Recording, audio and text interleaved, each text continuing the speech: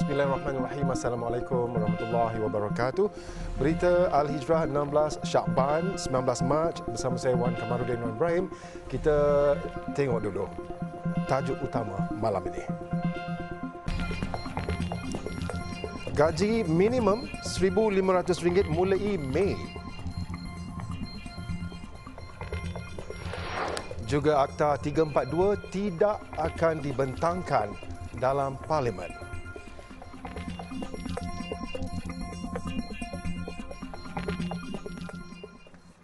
Baik, gaji minimum baru RM1,500 sebulan akan dilaksanakan mulai 1 Mei ini di seluruh negara.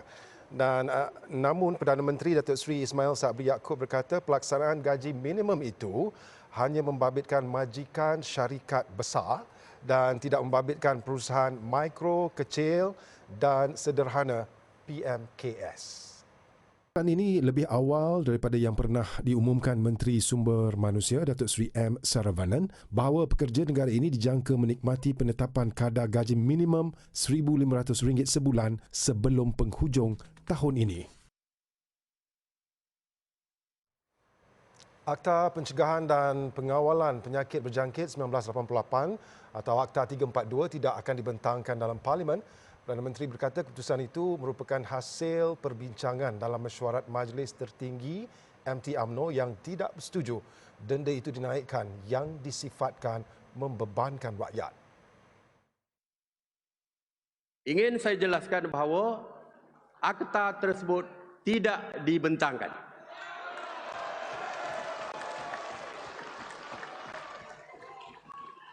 Akta 342 yang lama masih kekal dengan denda RM1,000 seperti yang telah pun kita kenakan kepada mereka yang melanggar SOP seperti dulu.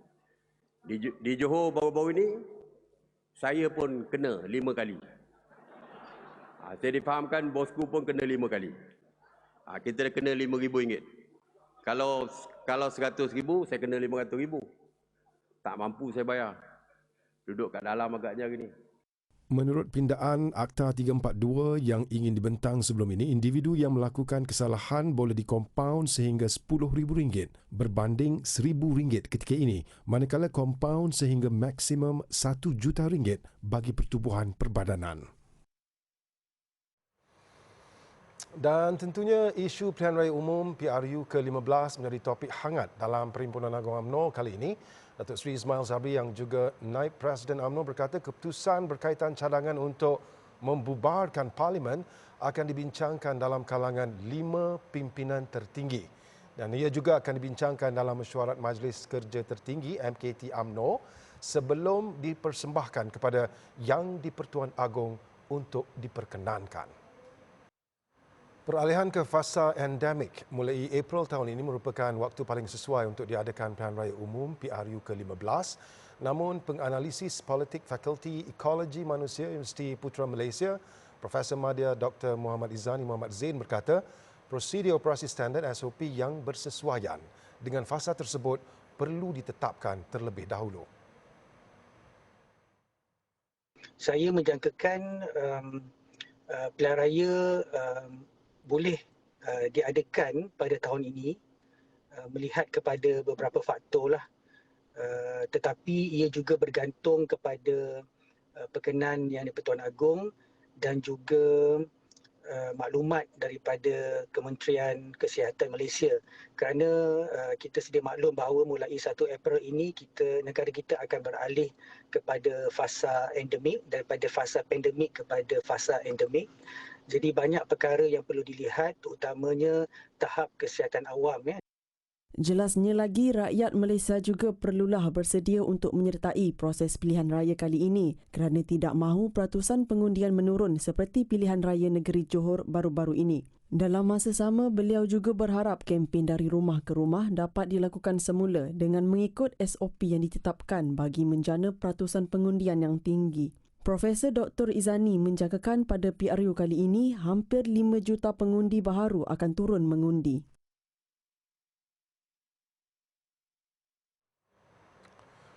Beberapa perkara tertentu perlu diperinci lebih lanjut berkaitan rang undang-undang Akta Lompat Parti. Menteri Perumahan dan Kerajaan Tempatan yang juga ahli Majlis Tertinggi UMNO, Datuk Seri Rizal Merican Naina Merican berkata, Perdana Menteri sememangnya komited menggubal undang-undang tersebut bagi mengekang perkara itu berlaku. Katanya banyak perkara perlu diteliti dan dibincang antara parti kerajaan dan pembangkang selaras perjanjian persefahaman yang telah dibuat kedua-dua pihak. Contohnya. Kalau bebas masuk ke dalam parti, adakah dianggap sebagai anti lompat parti? Kalau stalemate macam mana? Stalemate. Setelah election, itu stalemate. Yang ni 28, ni 28. Jadi kalau seorang masuk baru kerja tertunggu, adakah nak buat election semula? Adakah itu dianggap? Jadi banyak tafsiran. Ada juga kata kalau parti lompat macam mana pula?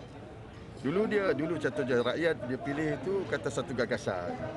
Tiba-tiba gagasan itu pecah, dia lompat. Maknanya sebenarnya mandat rakyat itu telah dimungkiri kerana rakyat memilih pada gagasan itu. Jadi ini contoh saja. Beliau ditemui ketika mengunjungi laman media di Pusat Dagangan Putra di Ibu Negara selepas ditanya faktor penangguhan RUU berkenaan.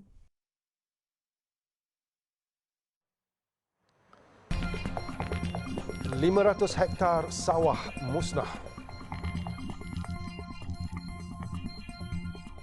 Selepas 12 hari operasi mencari dan menyelamat SAR, 2 mangsa tertimbus runtuhan kuari di Keramat Pulai, Simpang Pulai. Pasukan penyelamat berjaya mengenal pasti titik tempat kedudukan mangsa.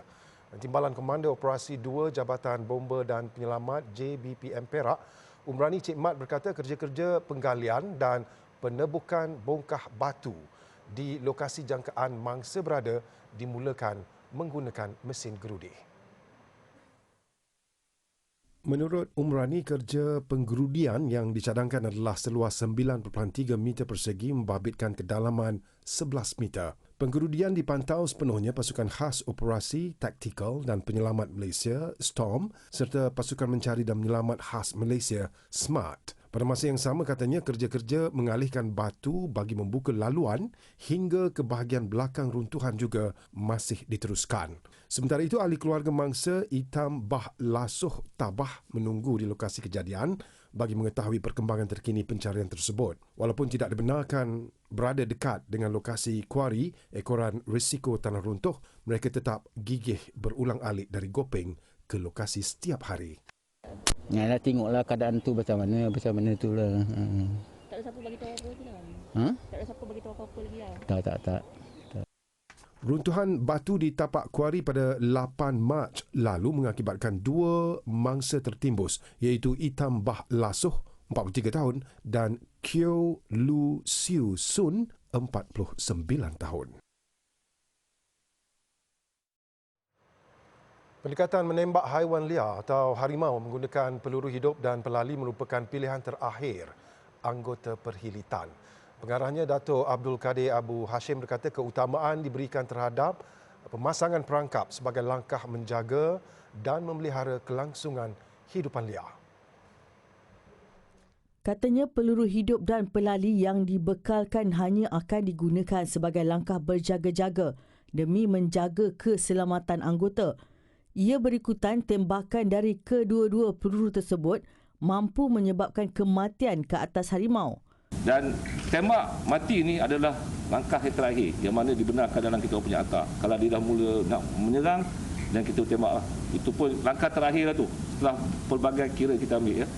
Itulah langkah yang terakhir. Kalau tidak kita tak buat langkah tu. Kita lebih kepada kita pasang perangkap dan kita buat engagement. Tak kira lah sebab ada gajah ke harimau ke apa, kita buat engagement dengan penduduk setempat lah macam mana nak mengkasi benda-benda ni, apa benda khidmat nasihat yang kita buat. Pada 9 Mac lalu, seorang penghantar makanan mendakwa nyaris diterkam harimau belang di Taman Bersekutu Dungun ketika dalam perjalanan pulang ke rumahnya. Beberapa hari selepas itu, tular pula menerusi media sosial 2 video mengenai harimau belang yang dikatakan dirakam di ladang sawit dekat Durian Mas. Perhilitan Terengganu kemudiannya memasang perangkap harimau di sekitar ladang sawit dekat Hulu Paka. Dato' Abdul Kadir berkata demikian pada sidang media operasi bersepadu Khazanah di Kota Tinggi. Katanya pemeriksaan terhadap Akta Pemuliharaan Hidupan Liar Pindaan 2021 akan dilaksanakan mulai Jun depan. Ia selaras dengan usaha Perkhidmatan dalam mengekang ancaman pemburuan haram sekaligus menjamin konservasi hidupan liar. Menerusi pindaan itu, denda maksimum RM500,000 akan ditingkatkan kepada RM1 juta terhadap individu atau pemburu haram yang mengiklankan hidupan liar dalam talian. Untuk rekod sebanyak 187 kertas siasatan dibuka membabitkan tangkapan terhadap 356 pesalah yang terlibat dalam kegiatan pencerobohan, pembalakan dan pemburuan haram sejak 2019 hingga tahun lepas. Hampir 100 pesawah di beberapa kampung di daerah Tumpat terpaksa menanggung kerugian selepas tanaman padi mereka musnah akibat banjir luar jangka pada akhir Februari lalu, dan lebih merunsingkan apabila mereka dibebani hutang benih padi sehingga RM40,000 malah buntu memikirkan modal untuk meneruskan tanaman pada musim kedua yang bermula April depan.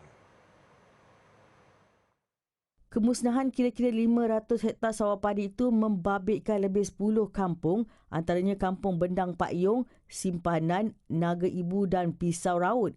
Ketua Unit Peladang Bendang Pak Yong, Cik Harun Omar 60 tahun berkata pesawah di kawasan terlibat mula menanam padi seawal Januari lalu dengan jangkaan musim tengkujuh telah berakhir. Namun percaturan mereka ternyata silap apabila tanpa diduga hujan lebat tanpa henti mencetuskan banjir sehingga ada kawasan sawah yang ditenggelami air setinggi 3 meter. Mau hutan pun banyak. Padi benih saja 40,000 dengan kadar. Orang mendapat you tu ambil ngamor belaka. Pembekal, jadi pembekal mendapat you. Jadi loan ni amor kerugi hak amor sendirinya dalam 30,000. Jadi nak buat musim sekali lagi tu nak gagam mana? Amor nak gagam mana? Kalau kajian tak tolong etek gak bengkerak orang kampung. Lebih luluh hati pesawah apabila padi yang musnah pada ketika itu berusia sekitar 17 hari hingga 2 bulan dan baru sahaja selesai proses membaja dan meracun. Hak botel tu padi benih, galo. Lepas tu racun tu ada racun hak luar tu, ada kita ambil kedai-kedai tu, kita kira bayar musim juga. Banyaklah. Rasa sedih juga dak sebagai orang petani Tinggal keadaan ni banjir kata di luar jangka kata. Sekala dia mari bulan 10, bulan 11 gitu. Ni bulan 3. Padi dia dalam umur 70 hari gitu lah. Pesawah di kawasan terlibat dalam padi itu memohon kerajaan agar menyegerakan bantuan kepada mereka memandangkan musim seterusnya akan bermula kurang sebulan lagi. Kerugian awak padi tu ada 9 ekar tu banyaklah. Kali kalau boleh nak minta kerajaan boleh ganti rugi sedikit jadilah. Tanpa bantuan daripada kerajaan, mereka buntu untuk meneruskan penanaman padi memandangkan semua modal yang dilaburkan untuk musim lalu hangus begitu sahaja. Malah terpaksa pula menanggung hutang. Jabatan Bomba memerlukan tambahan aset serta keperluan bagi menghadapi kemungkinan berlakunya banjir pada bila-bila masa. Menteri Perumahan dan Kerajaan Tempatan KPKT Datuk Seri Rizal Merican Naina Merican berkata, permohonan peruntukan menambah aset telah pun dibuat bagi membolehkan operasi menyelamat dapat dijalankan dengan lebih baik pada masa hadapan. Katanya antara aset diperlukan termasuklah beberapa jenis bot, boya kawalan jauh dan aset tambahan udara seperti helikopter untuk membawa muatan yang lebih berat selain peruntukan bagi program pemerkasaan komuniti. Menurutnya, ketika banjir baru-baru ini, banyak kawasan menjadi pulau menyebabkan terputus jalan hubungan dan satu-satunya bentuk hubungan yang boleh digunakan adalah helikopter. Saya dah kemukakan permohonan untuk kita buat perolehan aset-aset kebombaan yang jauh lebih tinggi. Selain dari penambahan aset yang sedia ada, aset marine, Ada yang kata bot pun macam-macam jenis bot. Lihat apa yang berlaku di Seri Muda.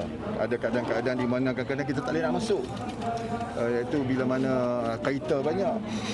Bikin juga program pemberkasaan komuniti. Sebab the first responder bila berlaku satu bencana tu adalah mereka, they themselves. Bomba akan datang hanya selepas.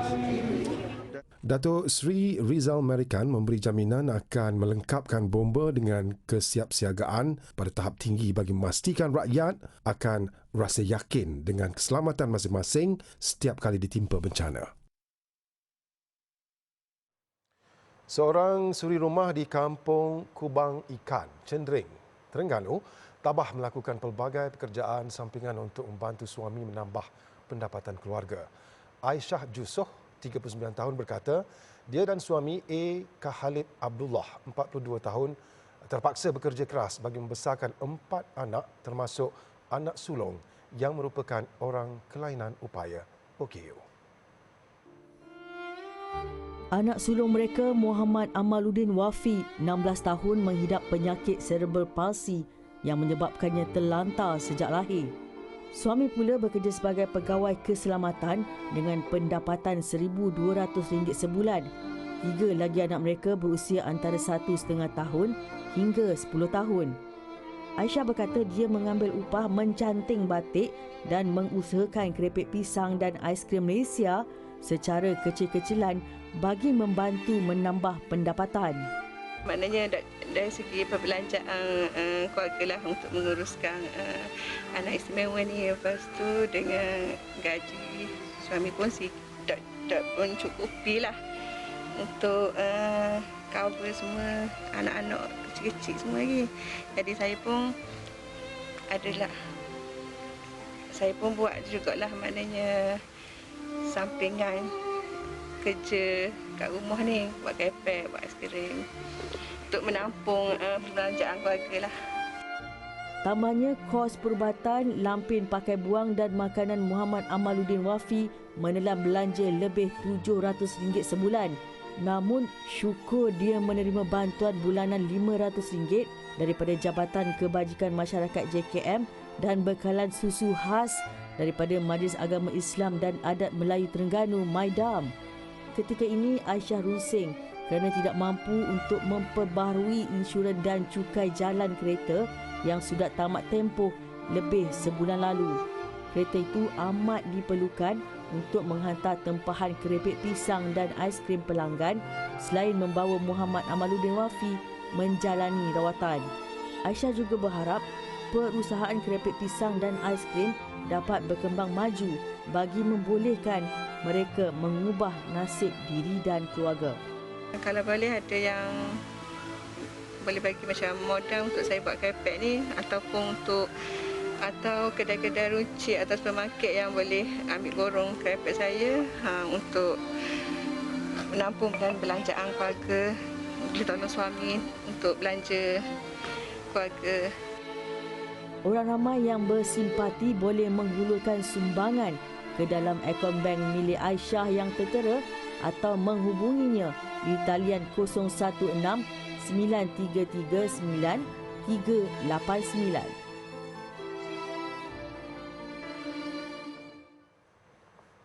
Demi menyantuni usahawan veteran Angkatan Tentera Malaysia ATM dalam memajukan perniagaan dan menjana ekonomi golongan itu, sebuah Expo Usahawan Veteran TLDM 2022 bakal diadakan pada 26 dan 27 Mac ini di Malakat Mall. Dan menurut Ketua Pengarah Jabatan Hal Ehwal Veteran JHEV, Major Jeneral Dato' Zulkarnain Ahmad, usaha itu sekaligus untuk melahirkan lebih ramai usahawan di kalangan veteran ATM yang lebih berdaya saing dan berkembang luas di pasaran luar negara. Tambah Major Jeneral Dato' Zulkarnain Ahmad, tahun ini 100 usahawan veteran ATM menyertai Expo Usahawan tersebut. Kemahuan itu mustahak. Dan yang keduanya is pengetahuan. Ya. Saya menasihatkan para veteran untuk menimba lebih ilmu dalam bidang perniagaan, dapatkan ilmu-ilmu pengetahuan untuk mereka gunakan ilmu itu untuk meningkatkan kejayaan hidup mereka selepas itu. Pelbagai platform disediakan, antaranya peluang berniaga dan memperkenalkan produk masing-masing. Peluang produk memasuki commercial marketplace seperti Malakat Grocer, peluang mengembangkan perniagaan melalui kehadiran agensi tekun dan teraju selain dapat menambah baik produk dan pemasaran melalui perkongsian tips juga panduan perniagaan bersama personaliti usahawan. Menurut timbalan yang di-Pertua Persatuan Veteran TLDM Kuala Lumpur, Komander Bersara Khairil Haris Khairuddin pula, ini merupakan kali pertama Expo diadakan dan dirancang bersesuaian dengan pelan tindakan 3 tahun.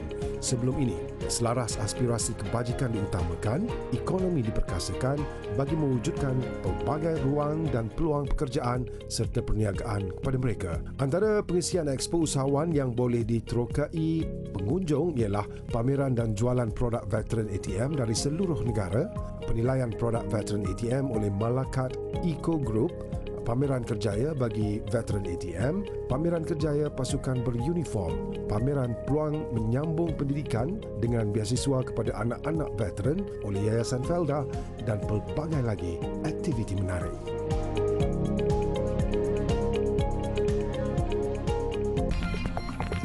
Kutu babi bawa maut. Ukraine sekali lagi memanggil Rusia untuk berunding dan ia bagi menyelesaikan peperangan yang berlaku antara kedua-dua negara yang menghampiri minggu keempat. Volodymyr Zelensky dalam video yang disiarkan di Facebooknya berkata pertemuan itu satu-satunya cara untuk mengurangkan ketegangan ketika ini. Ми завжди наполягали на переговорах, ми завжди пропонували діалог, пропонували рішення для миру не тільки протягом 23 днів вторгнення. І я хочу, щоб мене зараз почули всі, почули особливо в Москві. Настав час зустрічатись, час говорити, настав час відновлювати територіальну цілісність і справедливість для України. Інакше Jelas beliau, Ukraine tidak mahukan peperangan dan hanya mahukan keamanan. Pihaknya berharap tentera Rusia lebih sayangkan anak-anak daripada takutkan kepada kepimpinan Putin. Kekejaman Putin yang tidak meraihkan sebarang perbezaan pendapat, menutup semua media bebas, menahan pemprotes anti-perang dan mengugut untuk memenjarakan selama 15 tahun terhadap penyebar maklumat palsu telah menyebabkan rakyatnya terpaksa akur dengan tindakan autokratik itu. Sebelum ini, kedua-dua pihak ada menjalankan rundingan namun pada jarak jauh dan tiada kemajuan mengenainya. Terdahulu, Rusia meminta negara jirannya itu untuk jangan sesekali menyertai NATO, namun Ukraine enggan berganjak dengan pendirian itu. Ia telah menyebabkan perang besar-besaran sejak 24 Februari lalu dan berlanjutan sehingga kini. Sementara itu, di Lviv, 109 kereta sorong dan kerusi keselamatan bayi disusun di pekarangan dataran Cobalt Central Square sebagai simbolik pembunuhan kanak-kanak sepanjang konflik Ukraine-Rusia. Kereta sorong dan kerusi keselamatan bayi itu melambangkan bilangan kanak-kanak yang maut sejak pencerobohan Rusia di Ukraine pada 24 Februari lalu. Lviv yang terletak di barat Ukraine turut dibom tentera Rusia dan telah menyebabkan ratusan ribu rakyatnya terpaksa melarikan diri mendapatkan perlindungan. Переповнює біль. Біль за дітей, біль за майбутнє країни, тому що діти – це майбутнє країни, і коли вбивають дітей, це вбивають майбутнє країни, вбивають саму країну, її серце, її душу. Rakyat Ukraine yang terlalu sedih dengan kekejaman Putin menyatakan anak-anak mereka mungkin tidak sempat duduk dalam kereta sorong itu kerana tentera Rusia akan membunuh mereka terlebih dahulu. Walaupun sebelum ini Rusia mengatakan mereka tidak menyasarkan orang awam, namun rakyat tetap menjadi mangsa peperangan itu.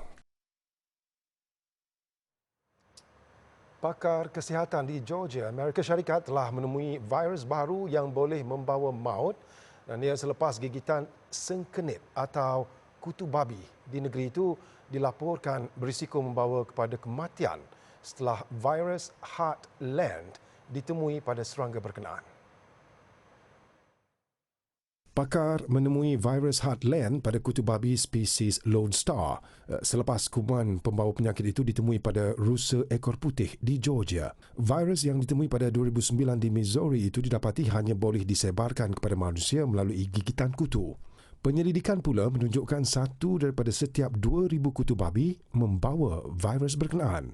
Ia mengambil masa 2 minggu untuk gejala pertama muncul dan kebanyakan kesan gigitan akan mengakibatkan kemasukan ke hospital. Gejala yang dikesan termasuk demam, sakit kepala, sakit otot dan hilang selera makan. Jangkitan berkenaan boleh membawa maut dan merebak dengan pantas. Bagaimanapun, setakat ini tiada vaksin atau ubat yang boleh digunakan untuk mencegah atau merawat jika dijangkiti virus Heartland. Baik, Perdana Menteri Datuk Seri Ismail Sabri Yaakob berkata kerajaan turut komited membantu komuniti usahawan yang menggaji dan mencipta peluang pekerjaan supaya dapat terus berkembang dan membina semula perniagaan melalui inisiatif Semarak Niaga bernilai 40 bilion ringgit. Baik, ikuti berita Al-Hijrah di Facebook, Instagram, Twitter, YouTube dan TikTok. Sekian berita Al-Hijrah serta layari alhijrahnews.com untuk lagi pilihan berita-berita eksklusif dan menarik. Dengan itu, saya Wan Kamaruddin Ibrahim. Assalamualaikum warahmatullahi wabarakatuh. Jaga diri. Selamat malam.